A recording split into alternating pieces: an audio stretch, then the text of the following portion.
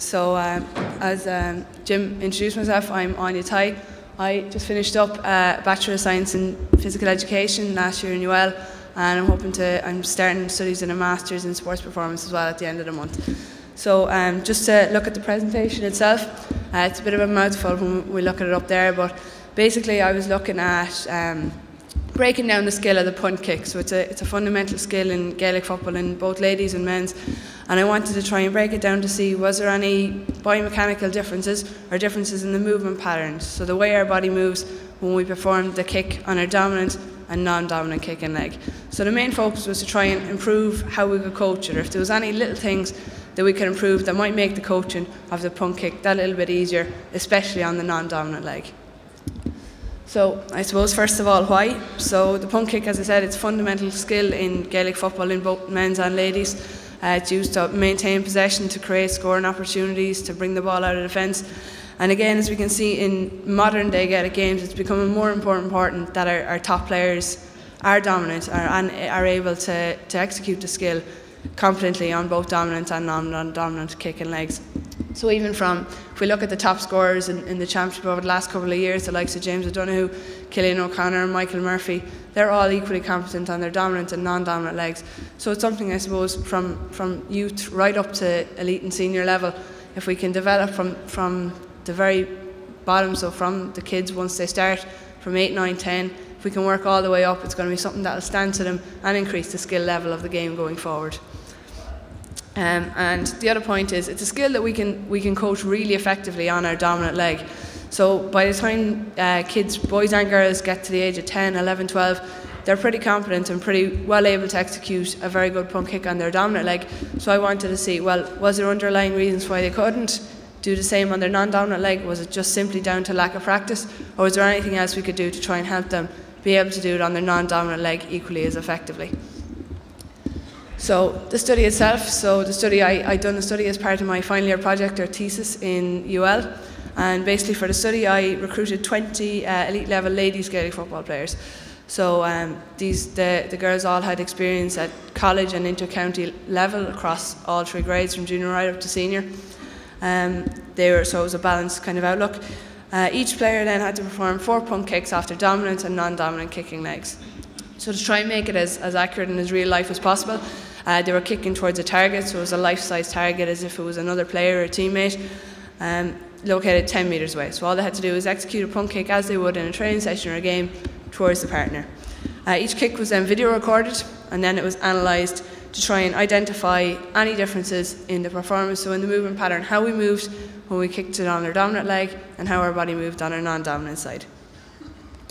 So the analysis. So as part of the analysis, basically to try and break it down into as much detail as possible to try and identify any of these little minor differences, the kick itself was broken down into 5 key phases. From our approach phase, so before we even started the movement, holding on to the ball, before we even made our approach step or the ball drop anything, right through the backswing, the forward swing, the contact phase where we actually released the ball and made contact with it, and to the follow through. So even after the ball had gone, the movement patterns that our body took, and did this have an effect on the result of the kick and on our movement patterns in comparing dominance and non-dominance again.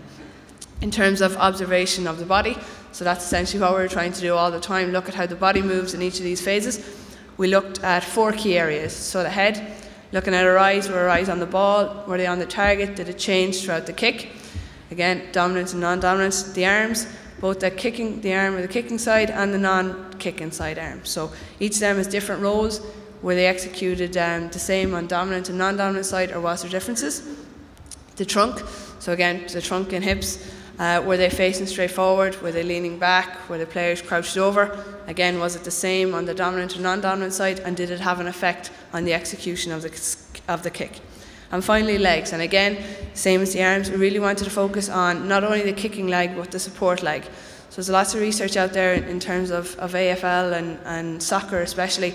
It's limited enough in terms of GAA, but in terms of the accuracy and determinants of accuracy in the punt kick, and all these things, especially the support leg and things of the non-kicking side, were identified as being hugely important. So I wanted to see, were these evident in Gaelic, and if so, how could we try and improve them? So just a quick overview on the level of proficiency. So on our dominant leg, you can see 90% of the subjects were classified as expert, so there's a really high level of execution there. In contrast with the non-dominant kicking leg, only 50% had reached that level. So there was a checklist of things when we broke down the scale. If they executed the majority of them, they were classified as expert, and then intermediate and novice. But the majority of them in the dominant leg, 90% reached expert. In the non-dominant leg, only 50%. So again, we wanted to look at why and how we could improve that. So for our findings, we identified 3 key areas, and they were all very closely interlinked as well. These 3 key areas really kind of showed where the majority of the differences lay, and the majority of the errors kind of occurred in the kicks as well. So the first of these was in terms of the ball drop. So the ball drop, again, there's a lot of research there, and it's coached very well on our dominant leg. So the ball is released from the kicking hand straight down to the kicking foot, and that allows the rest of the skill to move smoothly. There's fluidity and fluency flow, as I spoke about earlier, and it allows us to execute the skill effectively. In terms of the non-dominant kicking leg, so this pattern wasn't all that evident when we looked at the non-dominant kicking leg. Instead, the majority of the time the ball was dropped from either the opposite hand, which would be the dominant hand, towards a non-dominant kicking leg, or by both hands. So by doing this, I suppose one little thing differently in the skill, it affected the results and the success of the kicks in a huge way. So first of all, in terms of our balance and stability, so we're using our dominant hand to release the ball when we're kicking on our dominant leg, and our non-dominant hand is extended for that balance and stability.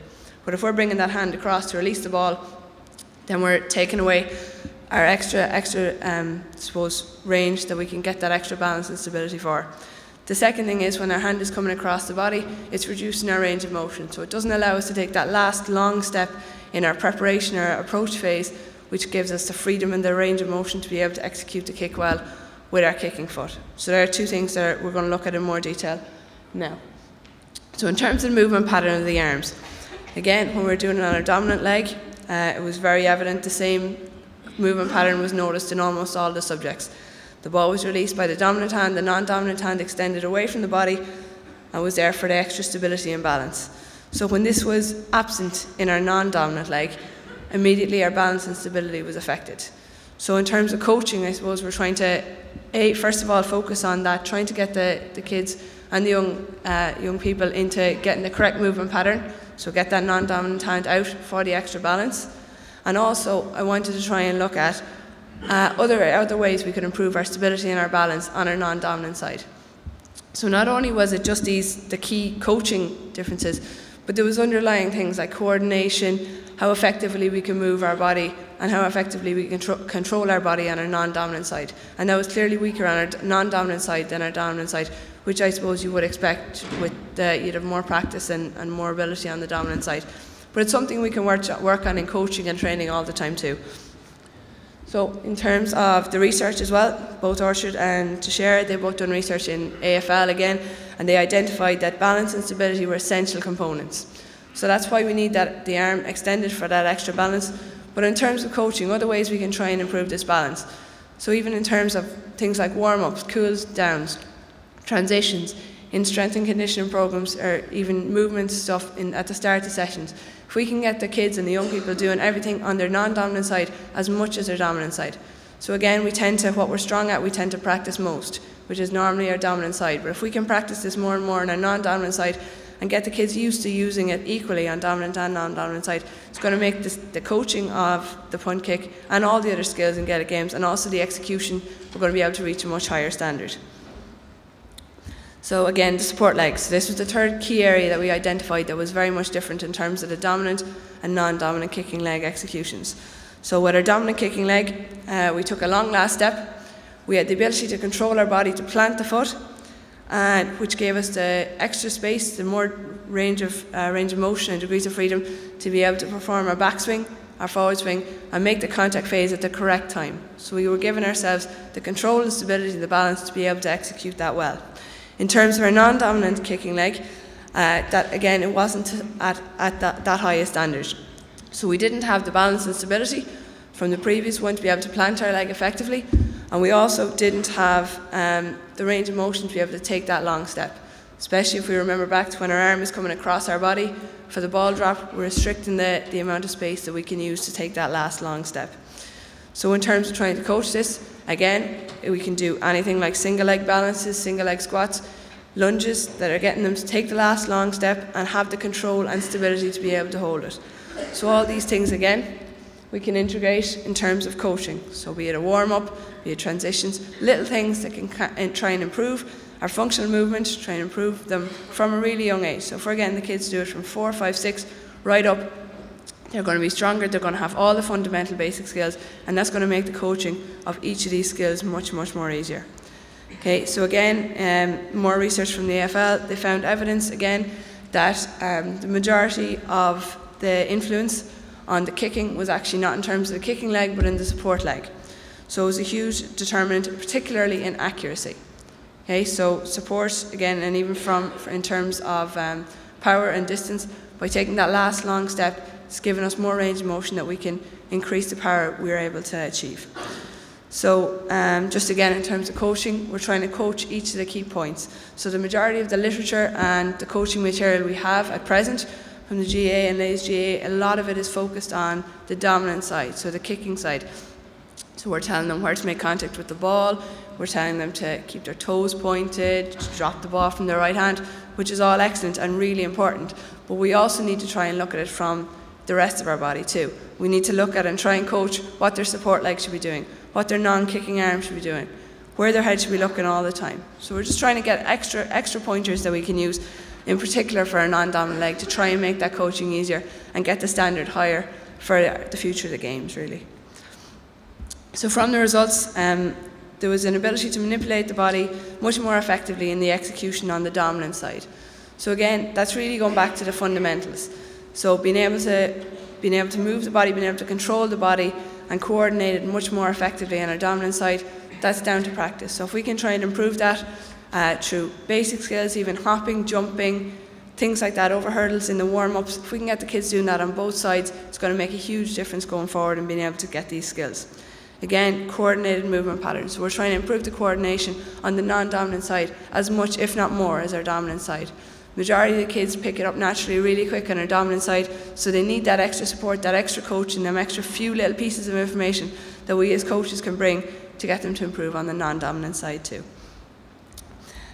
Just to summarise, so again, the results found that the non-kicking arm and the support leg accounted for over 50% of the overall errors.